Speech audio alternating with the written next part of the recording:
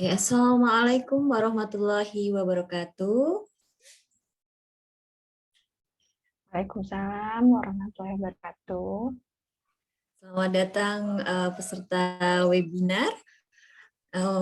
Puji syukur atas kehadirat Allah Subhanahu wa Ta'ala yang telah melimpahkan rahmat, hidayah, serta inayahnya sehingga kita dapat berkumpul kembali di acara rangkaian webinar Al-Qila School dalam keadaan sehat, dan ini adalah hari pertama penyambutan bulan Ramadan. Sebelumnya saya akan bacakan susunan acara pada hari ini. Yang pertama pembukaan,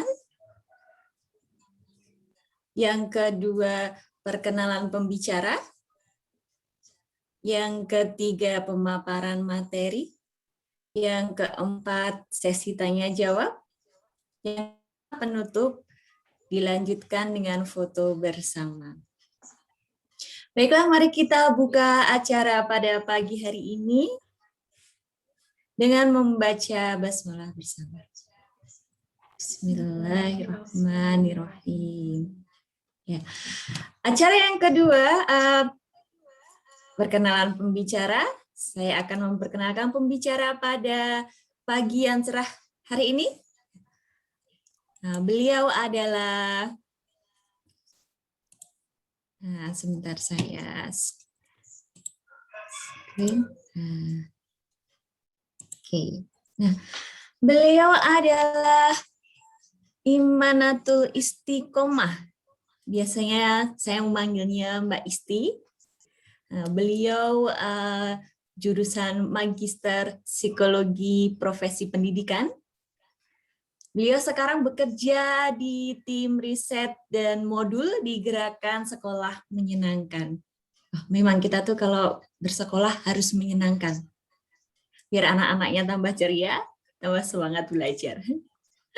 Yang ketiga adalah prestasinya beliau Award LPDP 2017. Ya, Madam. Assalamualaikum, Isti. Waalaikumsalam, Mbak Saida. Setelah saya bacakan profil ini, selanjutnya saya serahkan ke Mbak Isti untuk memaparkan materi pada pagi hari ini. Ya, persilahkan Mbak Isti. Baik, terima kasih. Assalamualaikum warahmatullahi wabarakatuh, Bapak Ibu semuanya. Selamat pagi. Waalaikumsalam warahmatullahi wabarakatuh. Selamat pagi. Senang sekali rasanya Mbak Saida hari ini, pagi ini di hari pertama puasa ya, bisa join bersama dengan Al-Qila School. Iya, saya juga senang sekali, Mbak Isti. Ya, semoga yang menjalankan puasa hari ini lancar ya puasanya. Amin. Amin. Masih ada semangatnya, Mbak Isti, kalau hari pertama. Iya, semoga nanti sampai akhir juga tetap semangat ya. Iya. Oke, mungkin saya langsung present ya untuk PPT-nya. Ya, silakan Mbak Isti.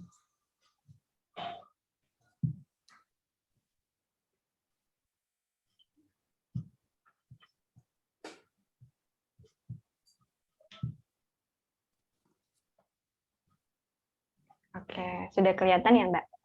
Sudah. Oke, nah ngomongin tentang efek pembelajaran daring terhadap psikologi anak. Jadi kalau misalnya ngomongin pembelajaran daring itu emang kalau apa ya, kalau bisa dibilang itu sebenarnya kayak udah lebih dari setahun gitu. Ini udah lebih dari setahun, dulu tuh kayaknya anak-anak itu mulai melakukan pembelajaran daring itu kayaknya pada bulan Maret ya kalau nggak salah itu mulainya, dan sekarang itu udah bulan April gitu, jadi udah lebih dari setahun kondisi ini tuh berlangsung gitu. Nah, sebenarnya kalau ngomongin riset, ngomongin apa ya, penelitian-penelitian gitu, itu sebenarnya banyak banget yang mengangkat tentang gimana sih sebenarnya efek pembelajaran daring terhadap siswa, terhadap mahasiswa gitu. Jadi dari yang SD, kemudian SMP, SMA, SMK gitu, dan mahasiswa itu kalau saya lihat itu banyak banget yang ngomongin tentang itu gitu, yang berusaha untuk menggali informasi sebenarnya dampaknya apa sih gitu. Nah, ini hasil survei dari KPAI. Jadi penelitian ini tuh dilatari oleh banyaknya aduan yang masuk ke KPAI. Jadi itu katanya itu sekitar ada 200 berapa sekian gitu aduan dari orang tua, dari siswa di berbagai jenjang mengenai pembelajaran daring itu. Nah, jadi kemudian itu KPAI itu kayak berusaha untuk melihat gitu dari kondisi laporan-laporan ini gitu. KPAI itu mencoba untuk melakukan survei gitu. Jadi survei ini dilakukan ke 1.700 responden dari semua jenjang gitu, dari SD itu kelas 4 sampai kelas 6 gitu minimal, dan kemudian ada SMP, SMA, kemudian SMK gitu. Nah, jadi tuh hasilnya tuh seperti ini. Ditanya seneng atau enggak gitu. Ini dari beberapa, ini hanya salah satu dari sekian pertanyaan sih yang diajukan dari KPAI gitu. Nah, jadi ada sekitar 76,7% yang bilang nggak senang. Dan sekitar 23,3% itu bilang senang gitu. Nah, kita di GSM itu juga melakukan riset mengenai sebenarnya itu apa namanya pembelajaran daring itu gimana sih gitu. Siswa itu melihatnya itu seperti apa gitu. Nah, kita mencoba untuk meriset itu, melihat itu gitu ke sekolah-sekolah yang sekolah-sekolah ini menerapkan GSM gitu. Nah, coba kita lihat. Nah, ini tadi dari 70 sekian persen itu ketika ditanya ya, itu kenapa mereka itu nggak suka gitu. Nah, ini karena sekitar 81,8% itu proses pembelajaran itu terjadi hanya sebatas mengerjakan tugas. Kemudian sebesar 43% itu pemberian materi. Kemudian ada tanya jawab, ada diskusi. Jadi mungkin memang bisa dimaklumi bahwa negara kita itu bukanlah negara yang mungkin juga kualitas pendidikan, kemudian kondisi infrastrukturnya itu merata gitu, sehingga ini juga mempengaruhi gitu bagaimana sebenarnya guru-guru itu merespon kondisi daring ini gitu. Jadi bisa dibilang bahwa sebenarnya itu kita dalam kondisi yang nggak siap gitu, sehingga guru juga pasti kaget gitu melihat kondisi ini gitu, sehingga hal pertama yang dilakukan gitu adalah dengan kebanyakan gitu guru-guru memberikan tugas gitu. Jadi hanya sebatas mengerjakan tugas, mengerjakan LKS, sehingga itu membuat siswa itu malah jadi kayak terbebani gitu. Diberi tugas terus-menerus gitu, tapi juga tidak begitu memahami pembelajaran itu sendiri gitu. Nah, ini penelitian dari GSM di sekolah-sekolah yang berjejaring dengan GSM gitu.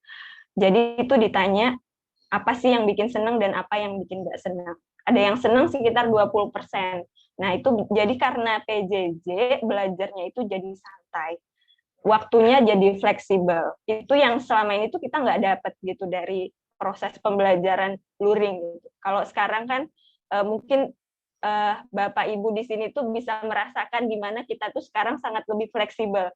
Saya itu ketika pertama waktu daring dulu gitu, saya tuh saya tuh kayak nggak pernah terpikirkan gitu.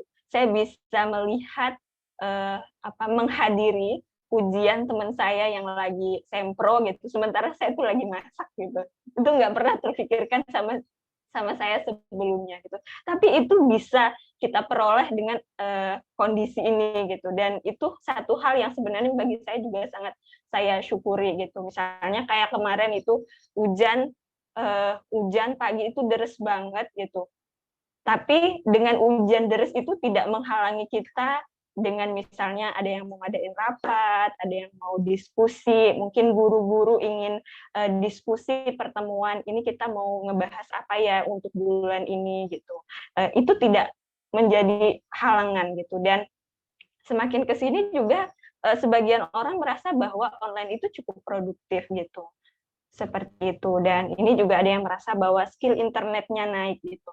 Jadi mungkin seperti apa namanya, pencarian materi-materi gitu, itu kayaknya jadi lebih advance kayak gitu. Kemudian skill-skill yang lain kayak gitu. Jadi dan bahkan mungkin apa ya, informasi-informasi yang diperoleh gitu, jadi lebih banyak gitu.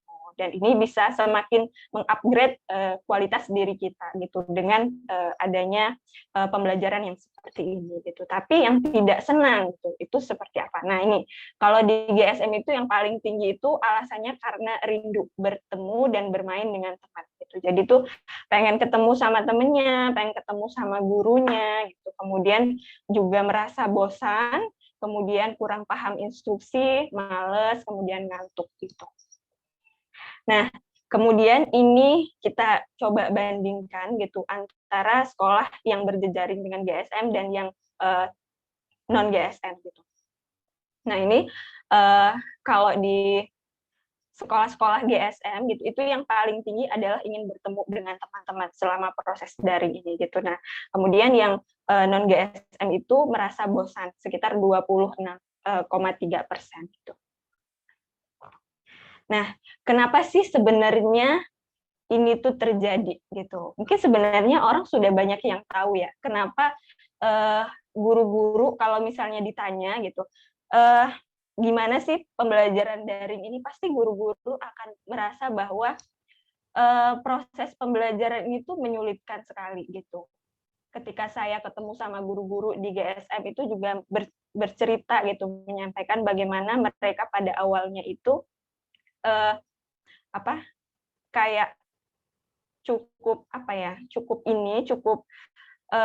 melihat bahwa siswa-siswa itu kayak mengalami penurunan motivasi gitu. Jadi kayak yang nggak semangat gitu, yang nggak merasa antusias ketika belajar gitu. Yang misalnya tuh ketika menyimak aja kepalanya tuh udah yang senderan di meja gitu atau di kursi gitu. Nah itu bisa teramati oleh guru gitu. Tapi kemudian guru-guru mencoba untuk mencari cara bagaimana sebenarnya itu bisa diatasi gitu, itu bisa ditanggulangi gitu dan diminimalisir, bagaimana agar anak-anak itu bisa merasa tetap semangat gitu. Nah itu sebenarnya kalau di GSM itu sebelum dari di masa daring ini gitu, sebenarnya pembelajarannya itu sudah menggunakan home based learning gitu. Jadi bagaimana pembelajaran di rumah itu, pembelajaran itu dilakukan berdasarkan lingkungan sekitarnya gitu, berdasarkan permasalahan yang ada di sekelilingnya gitu. Jadi itu dilihat dari situ, bahan-bahan pembelajaran itu dilihat dari apa yang ada di lingkungannya gitu, di lingkungan terdekatnya gitu. Jadi proses pembelajaran itu nantinya gitu pada akhirnya ketika bertemu itu adalah menyampaikan progres mengenai pembelajaran seperti itu. Kemudian merefleksikan bagaimana ketika mereka melakukan itu gitu. Nah, jadi proses pembelajaran itu anak-anak diminta anak-anak itu lebih diasah untuk bagaimana mereka itu menghubungkan materi pembelajaran dengan masalah yang mereka temukan di lingkungan sekitar gitu. Dengan kompetensi yang sudah ditetapkan gitu ya oleh guru gitu. Kemudian kita juga melihat keterampilan apa nih yang meningkat dari misalnya dari kompetensi dari target-target ataupun standar-standar yang sudah ditetapkan dalam pembelajaran gitu. Nah, sebenarnya kenapa sih ini terjadi? Kenapa anak-anak bosan gitu? Nah, ini sebenarnya nggak jauh-jauh dari kodrat dan ininya si anak gitu, bahwa mereka itu adalah anak-anak yang sangat butuh gitu untuk berinteraksi dengan temannya gitu, apalagi misalnya usia remaja gitu. Sosok teman, sosok lingkungan sekolah, sosok guru gitu, itu adalah hal-hal yang cukup penting, bukan cukup penting, sebenarnya sangat penting gitu buat anak gitu. Apalagi kalau misalnya Mungkin teman-teman di sini atau Bapak Ibu di sini, dulu saya tuh kalau pas kecil itu kayaknya lebih ngedengerin guru saya ngomong gitu daripada orang tua saya ngomong gitu. Kalau dimintain tolong sama guru tuh kayak yang eh, langsung gitu untuk apa? Untuk memenuhi apa yang diminta. Tapi orang tua mungkin nanti lagi. Jadi sosok guru, sosok teman itu adalah figur yang sebenarnya itu sangat penting gitu buat anak-anak itu, buat anak, buat remaja gitu. Uh, jadi di jenjang SD, SMP dan SMA seperti itu. Sehingga ketika ini tidak mereka peroleh gitu, ketika mereka dipaksa untuk berdiam diri di rumah gitu, terisolasi, terputus segala koneksi untuk berhubungan secara langsung, bertemu, bertegur sapa, bercanda dengan teman-teman, itu menjadi satu hal yang sebenarnya sangat berat. Apalagi kalau misalnya di kondisi di rumah itu adalah kondisi yang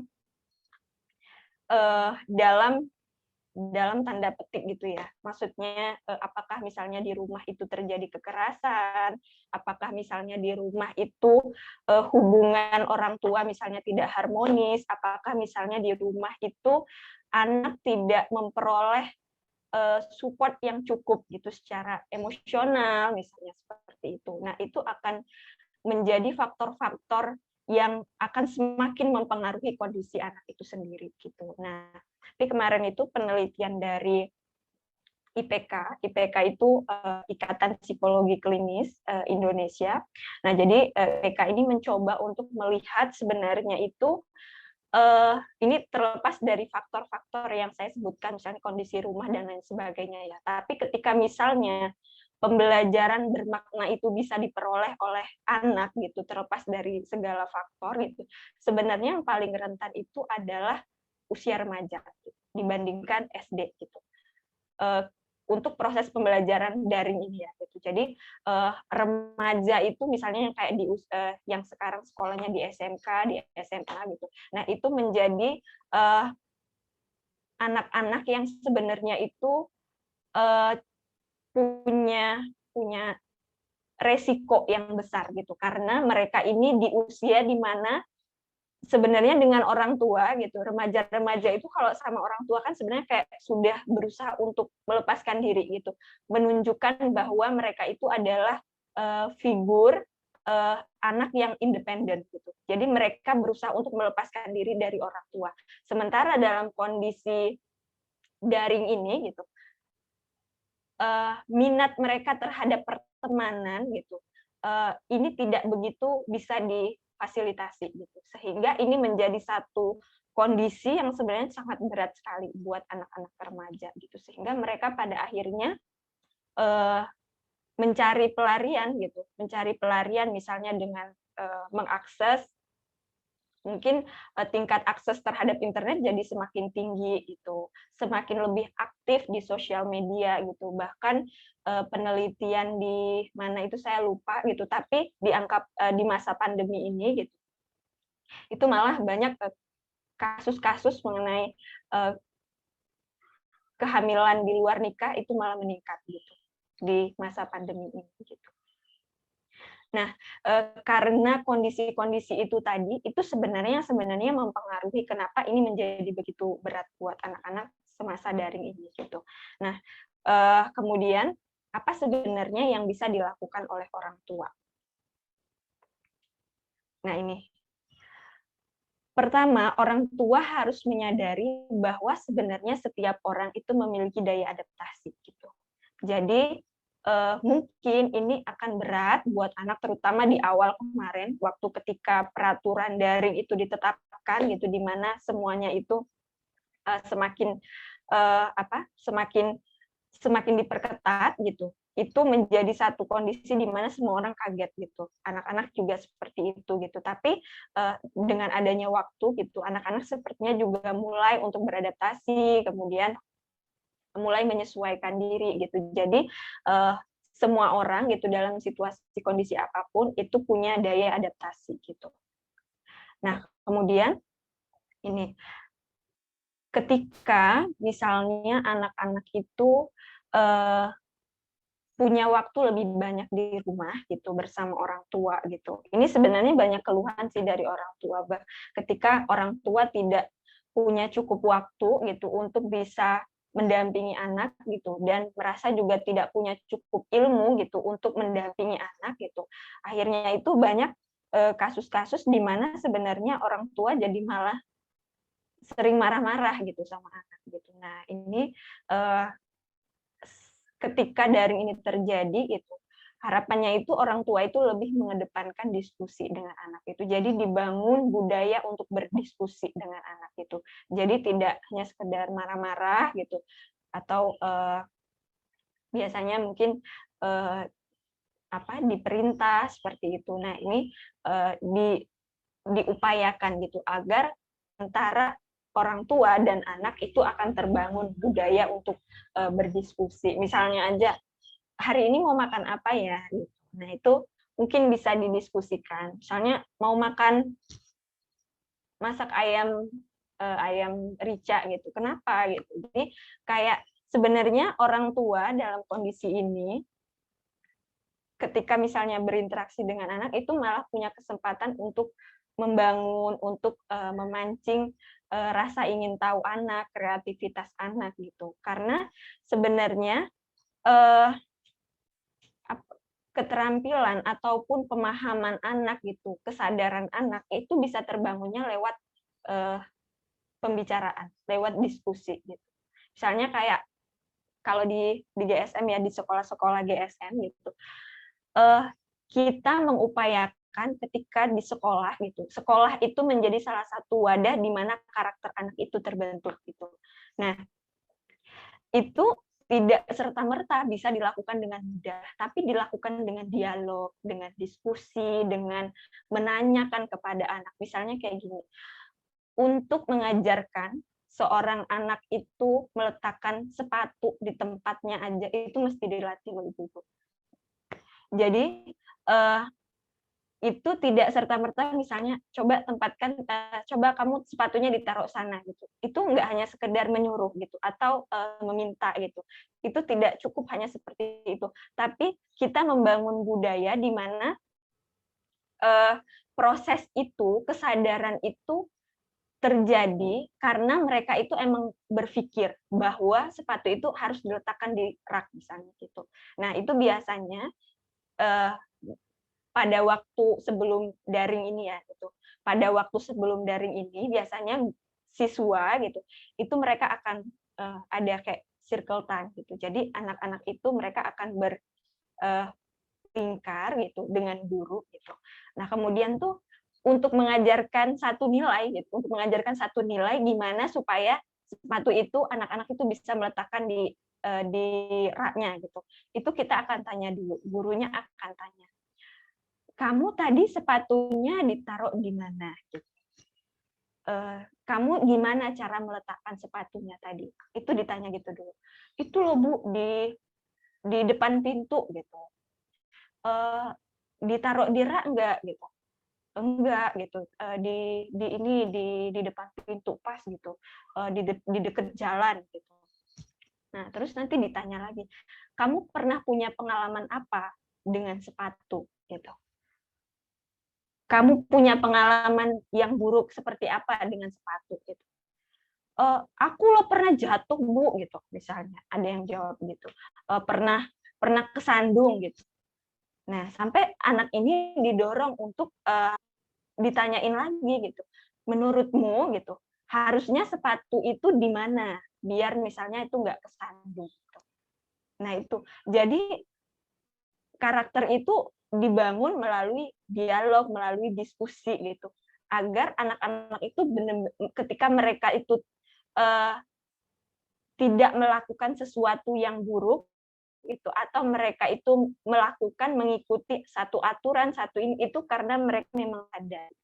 Itu kenapa itu sebenarnya orang tua punya peluang ini gitu, ketika misalnya pas daring seperti ini gitu, hubungan ini bisa semakin dikuatkan gitu, dibangun diskusi. Karena saya tuh pernah ingat dosen saya itu pernah bilang gitu, sebenarnya itu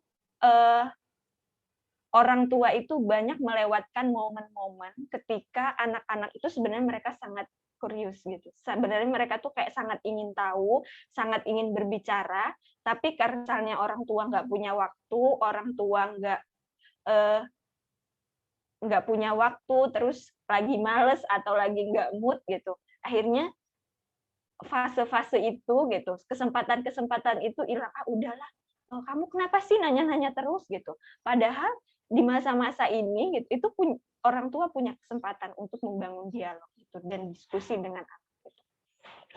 Nah ini, jangan lupa anaknya untuk diapresiasi. Karena sebenarnya tidak hanya kognitif gitu, tidak hanya capaian kognitif yang diapresiasi, tapi ada banyak hal-hal baik gitu. Kalau misalnya anaknya bangun lebih pagi itu diapresiasi gitu.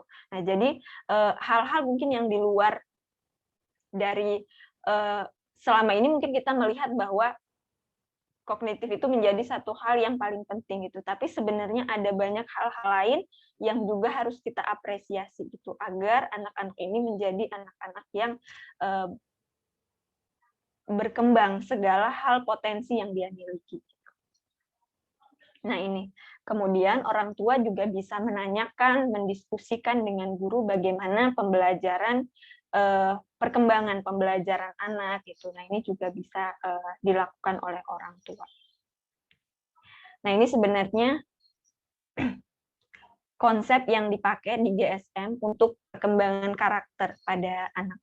Jadi karakter itu dibangun bukan karena larangan, bukan karena takut, tapi kita mendorong bahwa karakter itu dibangun karena kesadaran.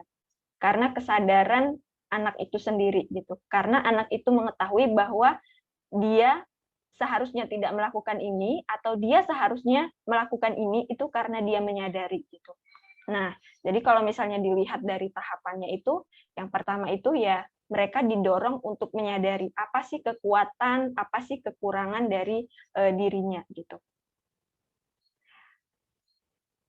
Nah, biasanya itu kalau salah satu yang dilakukan gitu. Biasanya itu kalau misalnya masuk kelas gitu, biasanya siswa gitu itu akan kayak ada menempelkan memilih gitu emoticon gitu ataupun gambar-gambar yang mengenai emosi gitu, itu mereka akan pilih gitu, kemudian mereka akan menempelkan gitu. Nah itu buat apa? Itu tujuannya adalah agar anak itu menyadari dan mengenali emosinya hari itu gitu. Misalnya dia dari rumah habis nangis gitu misalnya. Nah, ketika ke sekolah gitu dia misalnya mencari memilih gambar bahwa dia misalnya lagi sad kayak gitu. Nah, kemudian dia menempelkan itu gitu. Nah, ini adalah salah satu cara anak itu menyadari bahwa sebenarnya dia itu sedang merasa sedih gitu. Sedang merasa tidak nyaman gitu dengan kondisinya, dengan emosi yang dia rasakan saat ini gitu. Nah, ini didorong agar anak itu menyadari gitu apa yang dia alami, karena emosi itu bukan sesuatu sebenarnya yang diabaikan, dihindari gitu, tapi itu harus disadari, dikenali. Setelah kita mengenali, kita bisa memilih, oh ini ternyata dalam situasi seperti ini tuh bagaimana cara meminimalisir gitu. Bagaimana cara mengurangi intensitasnya gitu. Jadi harus dikenali. Jadi melalui media itu kita mengajari anak supaya dia bisa mengenali emosinya gitu. Nah, buat guru apa gitu? Manfaatnya dengan seperti itu gitu. Guru akan tahu bahwa ternyata hari ini 50% dari siswa di hari ini itu misalnya lagi sedih gitu. Nah, ini akan mempengaruhi keputusan guru nantinya untuk memberikan model pembelajaran yang seperti apa buat siswanya gitu. Kalau semuanya happy, kita akan memilih satu model pembelajaran. Tapi kalau misalnya semuanya sedih, berarti harus ini dulu gitu. Berarti pembelajaran itu harus kondisi anak-anak itu harus terlebih dahulu gitu. dibantu oleh guru supaya mereka misalnya menjadi lebih siap untuk memproses pembelajaran gitu. Karena kalau misalnya lagi sedih, lagi marah, itu pasti nggak akan bisa belajar. Gitu. Nah, apakah ini bisa dilakukan di rumah? Bisa gitu. Tanyakan, orang tua bisa menanyakan kepada anaknya gitu. Bagaimana perasaan adik hari ini kayak gitu. Nah, itu akan membantu. Misalnya orang tua sebel banget nih, misalnya lagi kayak ini kayak kesel gitu. Tapi ketika misalnya kita mengamati bahwa oh ini anaknya kayaknya lagi sedih, berarti ini bukan waktu yang tepat buat mengatakan sesuatu misalnya. Jadi itu bisa menjadi apa ya? Menjadi hal-hal yang bisa memandu kita gitu untuk memilih satu tindakan-tindakan tertentu gitu.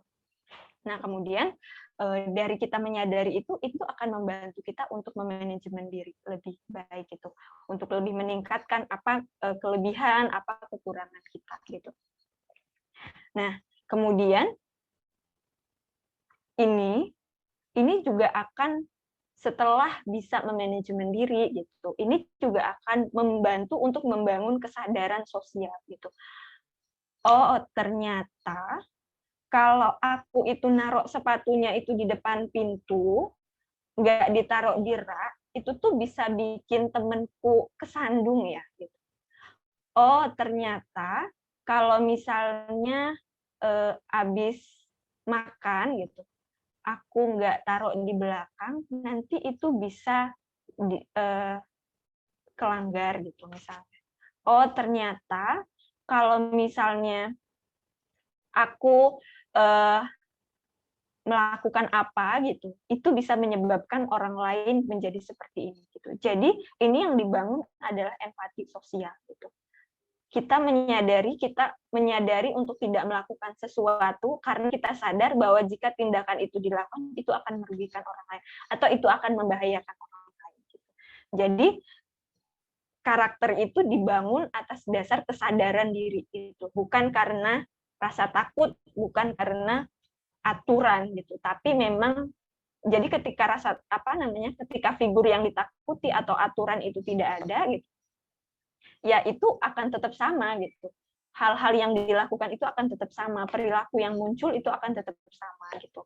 Nah, sehingga pada akhirnya anak-anak ini akan mampu untuk mengambil keputusan dan perilaku yang dia itu paham apa sebenarnya pengaruhnya gitu, pengaruh terhadap dirinya dan terhadap orang lain, apakah itu baik atau itu tidak baik misalnya seperti itu. Nah, ini contoh yang biasanya ini di sekolahnya GSM ini contohnya seperti ini. Nah, biasanya kalau pas daring ini guru-guru juga biasanya kayak misalnya lewat reaction gitu atau misalnya lewat emoticon yang ada di Zoom gitu. Jadi mengidentifikasi dan anak-anak bisa menyadari emosinya gitu. Nah, ketika misalnya ini saya cerita yang tadi ya, ketika pada awalnya gitu guru-guru itu melihat bahwa anak-anak ini nggak semangat nih ketika daring gitu. Nah, sebenarnya memang orang tua dan guru itu harus bekerja sama gitu. Bekerja sama untuk menciptakan satu pengalaman belajar yang itu bermakna dan itu menyenangkan buat anak itu. Biasanya kalau daring ya nggak langsung belajar gitu, tapi itu kayak ada ininya dulu, ada sharingnya dulu, ada ngobrol-ngobrolnya dulu seperti itu. Kemudian ini ada satu pengalaman sih dari yang sebenarnya biasa dilakukan di sekolah-sekolah GSM gitu. Jadi ketika misalnya anak-anak itu tidak bersemangat gitu.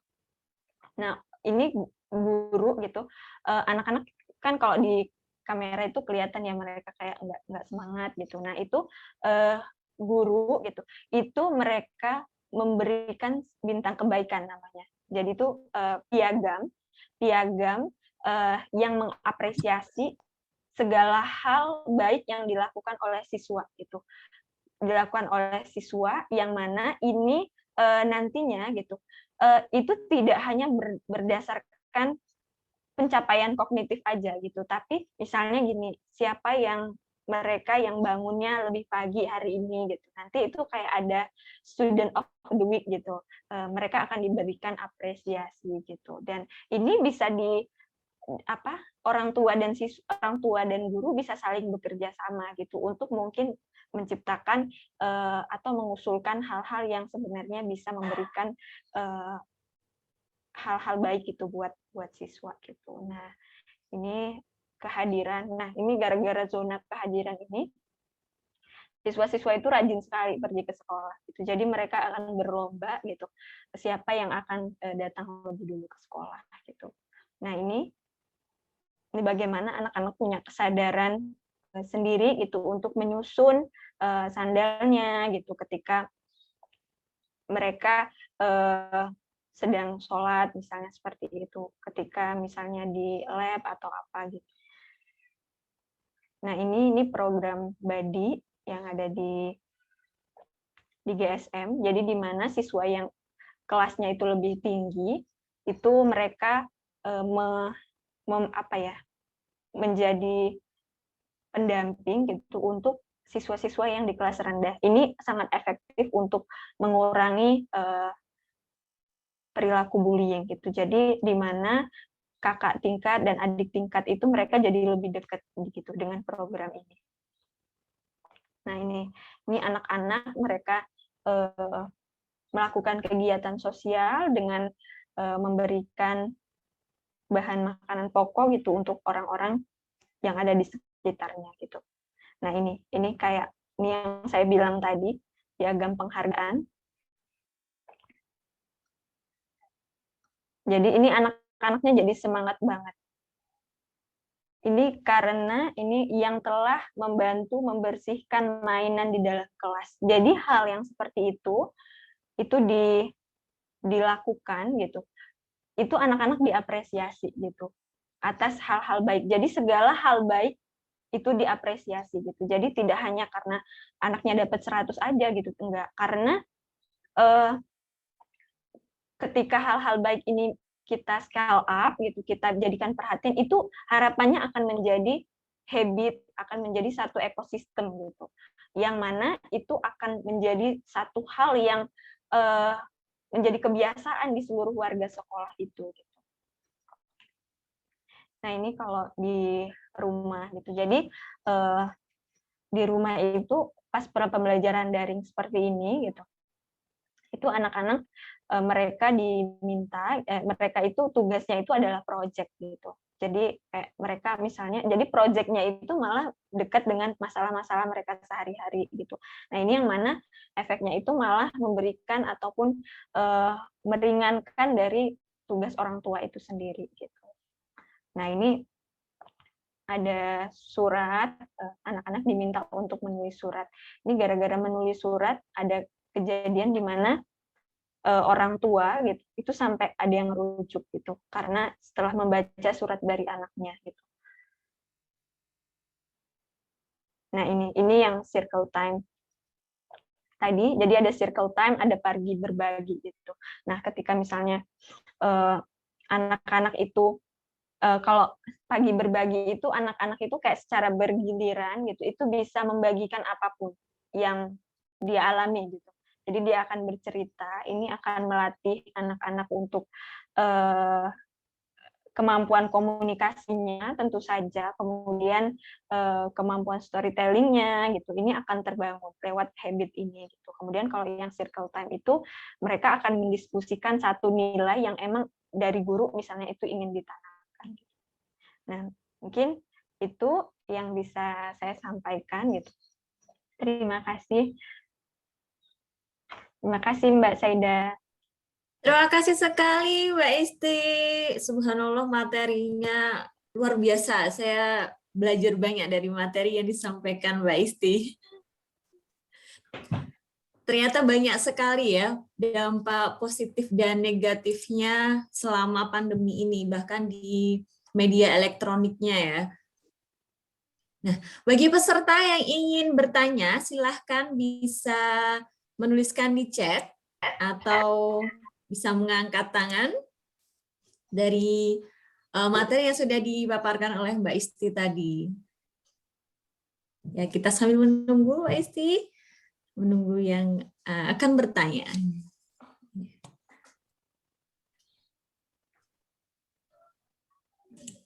Oke. Ada Mbak Linda. Ada Mbak Linda Ardi. Oh ya, tadi yang pertama siapa ya? Oh, Mbak Novita dulu ya. Maaf. Silahkan Mbak Novita Kaswindiarti atau Baik, Ibu Novita, silahkan. ya, baik, terima kasih untuk waktunya tadi setelah menyimak paparan yang begitu banyak ya dari Mbak Isti. Terima kasih atas sharingnya ya Mbak Isti.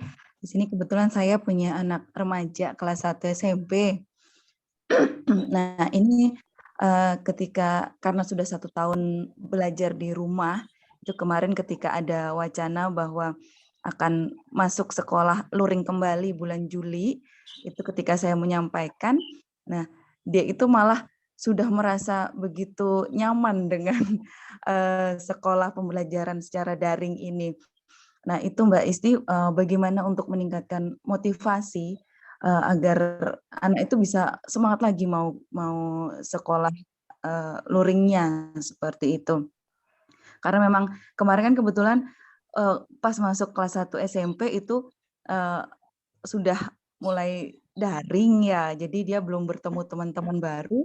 Nah, jadi ketika akan menghadapi, wah ini mau sekolah, mau masuk, mau tatap muka ini. Jadi dia rasanya mungkin canggung ya seperti itu. Kemudian satu lagi boleh, Miss? Boleh Ibu. Oke, untuk satu lagi tadi untuk melalui paparan tentang perkembangan karakter. Nah, untuk anak remaja, nah itu bagaimana untuk membaca kekuatan dan kekurangannya.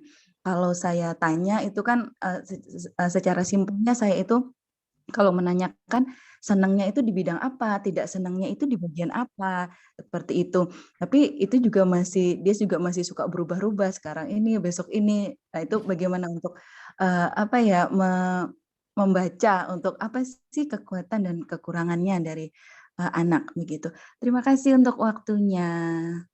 Ya, terima kasih. Silahkan mau dijawab dulu Mbak Isti atau sambil masuk ke Ibu Linda? Boleh mungkin sekalian aja Mbak, Oh ya. satu lagi. Oke, kami persilakan kepada Ibu Linda untuk memberikan pertanyaannya.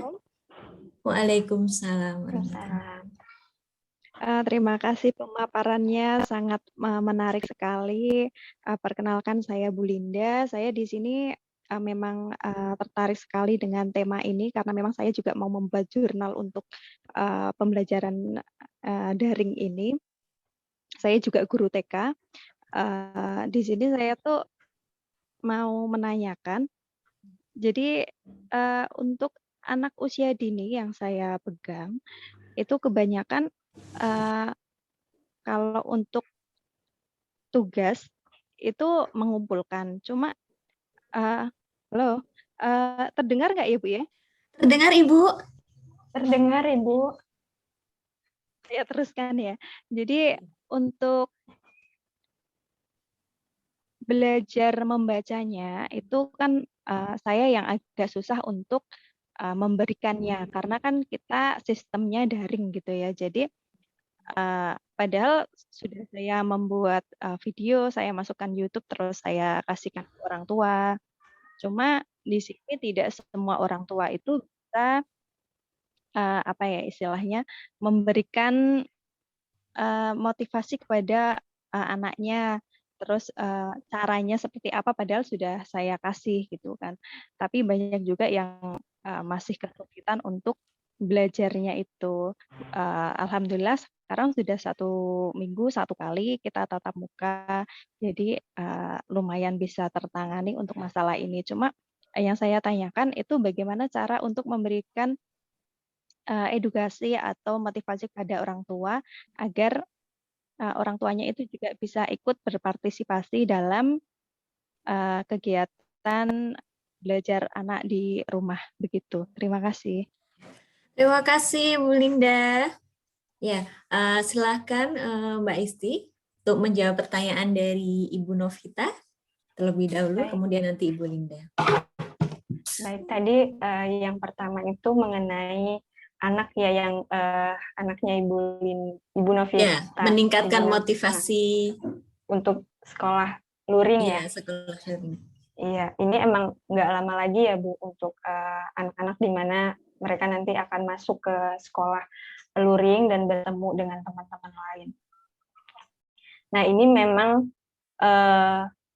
kayak apa ya, satu ada persetujuan orang tua sendiri gitu. Kalau misalnya anak-anak memang belum begitu siap gitu, atau mereka misalnya sebenarnya sudah cukup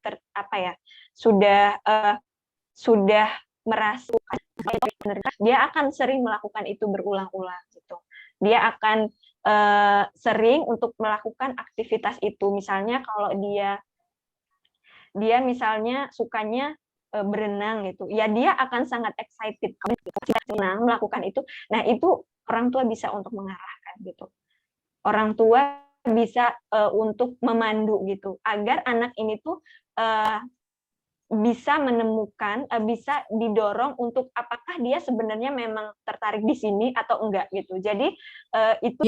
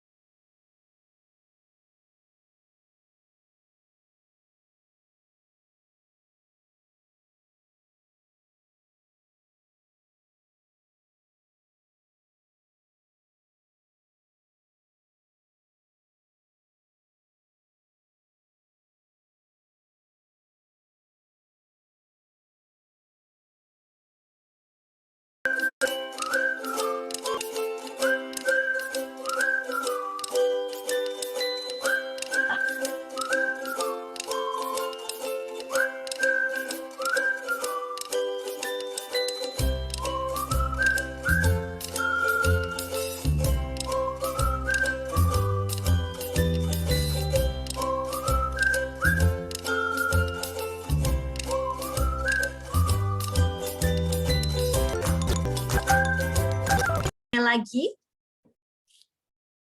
Ini ada yang sudah masuk pertanyaan lewat via WhatsApp. Saya bacakan ini dari Bunda Dava. Bu, saya punya anak 3. 1 SMP kelas 1, kedua SD kelas 5, ketiga umur 3 tahun. Karakter beda, yang pertama lagi puber, yang kedua tidak mau dilihat sedang belajar apa. Nah, kalau diperintah harus sabar. Yang ketiga suka bantu atau ngerit. yang usianya beda dan karakternya beda gitu. Gimana cara menyatukan karakternya? Oke, mungkin sebenarnya bukan menyatukan ya, tapi gimana anak itu lebih menunjukkan keterikatan gitu ya Bu, karena sebenarnya anak itu memang nggak ada yang sama, bahkan yang kembar sekalipun gitu, karakternya pasti akan berbeda gitu. Itu memang satu hal yang tidak akan bisa kita pungkiri gitu, bahwa orang itu berbeda-beda gitu. Kayak mungkin seperti yang kita ketahui bahwa di dunia ini ada banyak sekali orang, dan itu nggak ada satupun dua orang yang benar-benar sama karakternya gitu. Nah, kondisi itu sebenarnya bisa menjadi satu dasar, satu landasan bahwa nggak ada orang yang sama ini, itu akan menuntun kita untuk memberikan perlakuan yang berbeda kepada masing-masingnya gitu. Anak ibu tadi ada 3 orang gitu. Anak ini nggak sama gitu, itu akan menjadi dasar kita untuk memperlakukan, oh kalau si anak kecil yang bungsu gitu, yang ragil gitu, ini sukanya ngebantuin gitu. Kalau misalnya kita lihat ternyata dia misalnya punya kebiasaan, punya karakter yang misalnya cenderungnya seperti ini gitu. Nah, itu kita harus memberikan perlakuan yang sesuai dengan karakter anak itu sendiri gitu. Jadi malah yang harus kita ketahui adalah kita menggali lebih dalam, anak ini sebenarnya tuh seperti apa. Si A misalnya, itu karakternya itu dia seperti apa? Apakah dia itu anaknya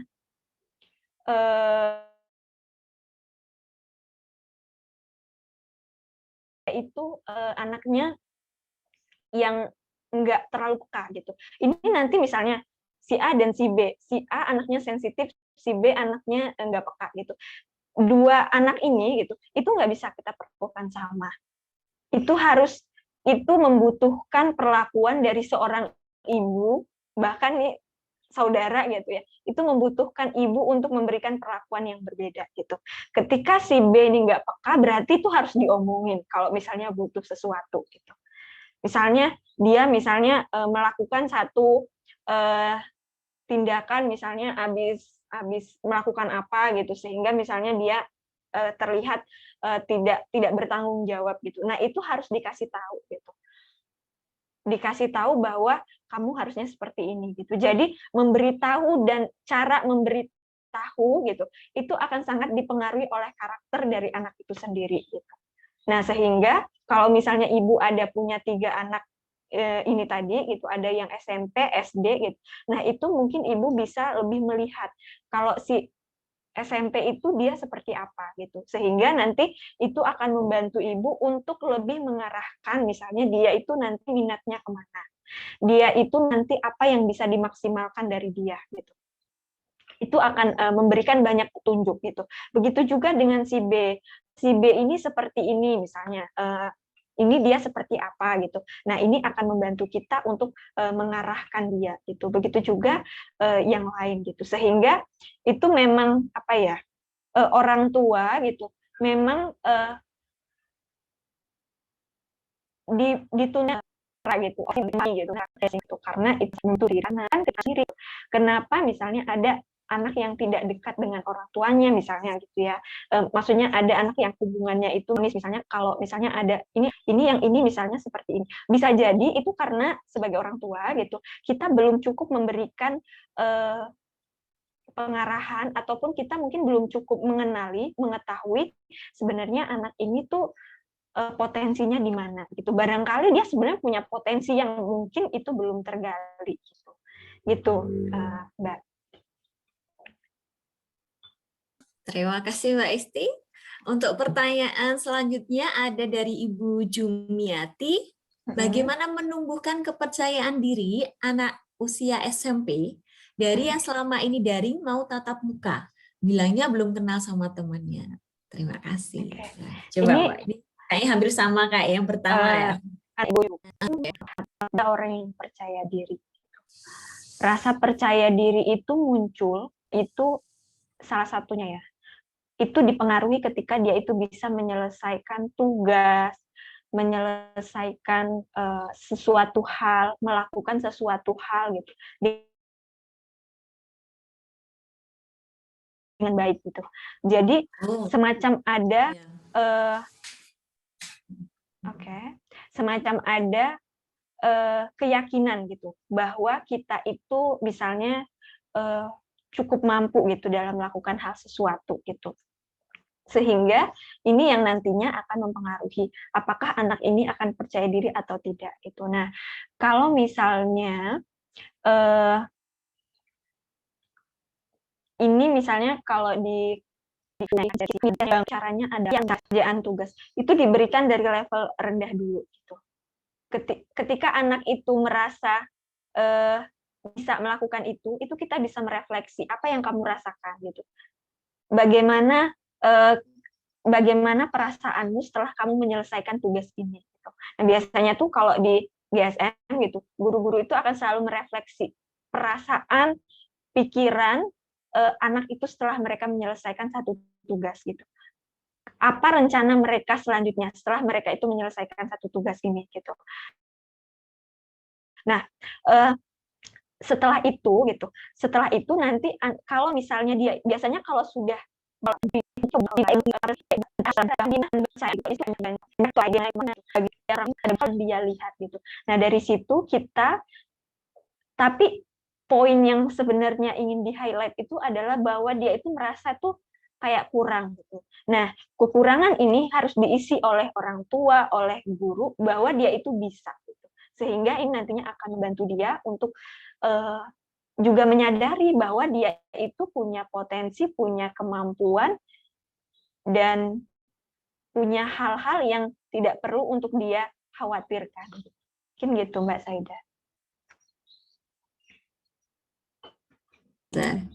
Terima kasih Mbak Isti. Ini tadi Bu Jumiati menyampaikan bahwa ternyata yang ditanyakan adalah anaknya. Ternyata anaknya masih SMP. Mungkin Mbak Isti bisa menambahkan lagi kalau itu terkait dengan anaknya ya. Oke, baik.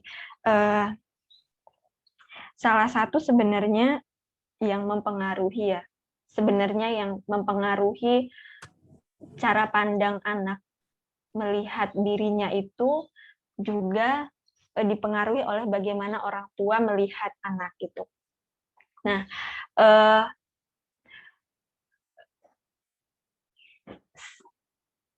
bagaimana anak itu melihat dirinya gitu. Ketika misalnya orang tua gitu mungkin itu ya. Pertama itu yang harus Ibu Jumiati lakukan adalah menanyakan terlebih dahulu sebenarnya yang membuat anak ibu misalnya dalam hal ini itu tidak percaya diri gitu, itu apa gitu, itu dulu yang harus ditemukan gitu. Nah ketika misalnya ini sudah ditemukan, nah ini nanti baru bisa diarahkan apakah hal-hal yang membuat dia itu tidak percaya diri adalah capaian pembelajarannya selama ini atau lingkungannya atau apa gitu, sehingga ini nanti akan bisa macam-macam gitu. Kalau misalnya capaian pembelajarannya, misalnya gitu, misalnya ya capaian pembelajaran buat dia itu belum memuaskan gitu misalnya. Nah ini berarti kita bisa mendorong anak untuk menemukan gitu, menemukan dan mendalami dan strategi apa yang akan dia lakukan gitu, agar misalnya capaian pembelajarannya itu lebih baik gitu. Jadi kita membantu anak itu untuk menemukan langkah-langkah strategi yang dia temukan sendiri gitu, untuk agar dia itu bisa mengatasi masalah yang dia hadapi gitu.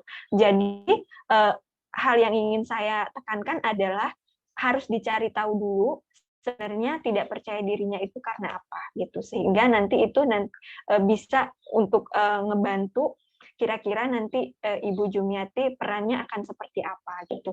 Kalau misalnya malu gitu sama ketemu sama teman-teman misalnya kayak gitu, mungkin kita bisa tanya apa yang membuat Ananda ini malu gitu. Sebenarnya apa yang dia malukan gitu. Nah itu yang harus digali terlebih dahulu gitu, mungkin Mbak tambahan. Terima kasih Mbak Isti. Bagaimana Ibu Jumiati? Masih ada yang ingin ditanyakan lagi?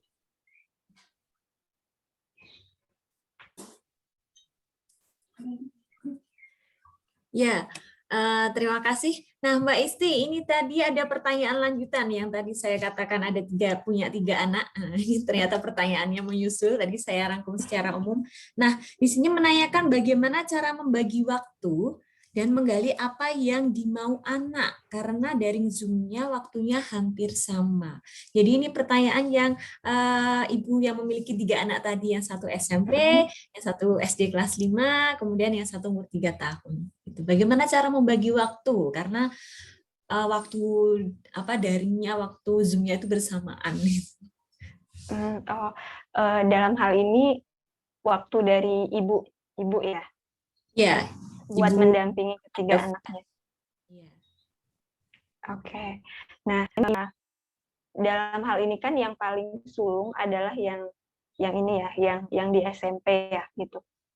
Nah, ini yang bisa didorong untuk lebih independen gitu. Dalam hal ini anak yang paling pertama gitu. Ini yang bisa mungkin ibu bisa mencoba untuk mendorong agar anak yang pertama itu bisa lebih independen gitu. Kalau misalnya ini dalam hal dalam hal pembagian waktu gitu. Misalnya kalau semuanya gitu di dalam membutuhkan pendampingan dari ibu gitu atau tidak gitu. Sejauh apa bantuan itu dibutuhkan gitu. Misalnya kalau yang SD bisa brainstorming gitu mengenai tugas-tugas yang diberikan di sekolah gitu. Jadi seperti itu gitu. Mungkin seperti itu Mbak Saida. Ya, terima kasih Mbak Isti. Nah, ini ada pertanyaan lagi. Karena topiknya sangat menarik, banyak sekali yang antusias untuk bertanya ya, karena ini juga masih dalam masa pandemi yang kita masih belum tahu kapan akan berakhir, tapi kita tetap harus berjalan, nggak usah berhenti. Nah, ini ada pertanyaan dari Mbak Safa. Bagaimana menyisipkan pendidikan karakter pada siswa ketika daring? Nah, ini juga pertanyaan luar biasa nih. Menyisipkan pendidikan karakternya. Silakan Mbak Isti. Oke. Menyisipkan pendidikan karakter pada siswa ketika daring. Nah, sebenarnya seperti yang saya bilang tadi itu salah satunya gitu. Ketika misalnya ini adalah orang tua ya. Orang tua dalam proses daring gitu. Dalam hal ini kan gitu, anak-anak itu akan berinteraksi lebih banyak di rumah gitu dengan anggota keluarganya, dengan ibunya, dengan ayahnya, dengan kakak gitu.